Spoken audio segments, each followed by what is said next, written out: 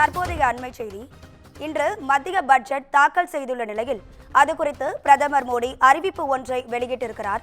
இதில் கிசான் கிரெடிட் கார்டுகளுக்கு உச்சவரம்பு 5 லட்சம் ரூபாயாக உயர்த்தப்பட்டிருப்பது வரவேற்பத்தக்கது எனவும் பிரதமர் மோடி தெரிவித்திருக்கிறார். இது குறித்தான கூடுதல் தகவல்களை தருவதற்காக நமது செய்தியாளர் அன்வர் இணைப்பில் இருக்கிறார். அன்வர் வணக்கம். பிரதமர் மோடி குறித்த கூடுதல் விவரங்களை சொல்லுங்க. வணக்கம் ராதிகா.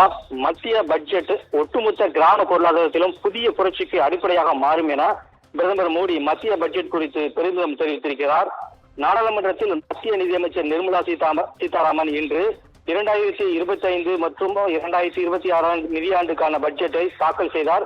தொடர்ந்து 8வது முறையாக பட்ஜெட்டை தாக்கல் செய்து நிதியமைச்சர் நிர்மலா சீதாராமன் சாதனை படுத்தியிருக்கிறார். இதில் பல்வேறு வரவேற்கக்கூடிய அறிவிப்புகள் வெளியாகி இருக்கின்றன. இதில் பார்க்க வேண்டுமானால் தனிநபர் வருமான வரி விதிப்பில் அதிரடி மாற்றம் செய்யப்பட்டிருக்கிறது.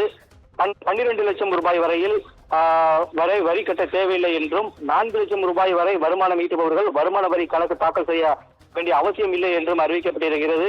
அது மட்டுமின்றி சிறு குறு தொழில் நிறுவனங்களுக்கு கடன் உச்சவரம்பு ரூபாய் 10 கோடியாக உயர்த்தப்பட்டிருக்கிறது. கிசான் கிரெடிட் கார்டுகளுக்கான உச்ச வரம்பு 3 லட்சம் ரூபாயிலிருந்து 5 லட்சம் ரூபாயாக உயர்த்தப்பட்டிருக்கிறது.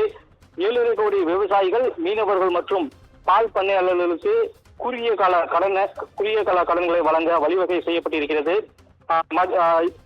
இது போன்று பல்வேறு வரவேற்கத்தக்க அறிவிப்புகள் இந்த பட்ஜெட்டில் இடம்பெற்றிருக்கின்றன. இது குறித்து பிரதமர் மோடி மகிழ்ச்சி ஒன்றை தெரிவித்து தனது ட்விட்டரில் பதிவிட்டிருக்கிறார். மத்திய பட்ஜெட் ஒட்டுமொத்த கிராம பொருளாதாரத்திலும் புதிய புரட்சிக்கு அடிப்படையாக மாறும் என்று அவர் பெருமிதம் தெரிவித்திருக்கிறார். கிசான் கிரெடிட் கார்டு வரம்பு ரூபாய் 5 லட்சமாக உயர்த்தப்பட்டது விவசாயிகளுக்கு உதவியாக இருக்கும் என்றும் பிரதமர் மகிழ்ச்சி தெரிவித்திருக்கிறார். மேலும் பட்ஜெட்டில் அனைத்து துறைகளிலும் வேலை வாய்ப்புகளுக்கு முன்னுரிமை அளிக்கப்பட்டிருக்கிறதாகவும் பிரதமர் மோடி தெரிவித்திருக்கிறார்.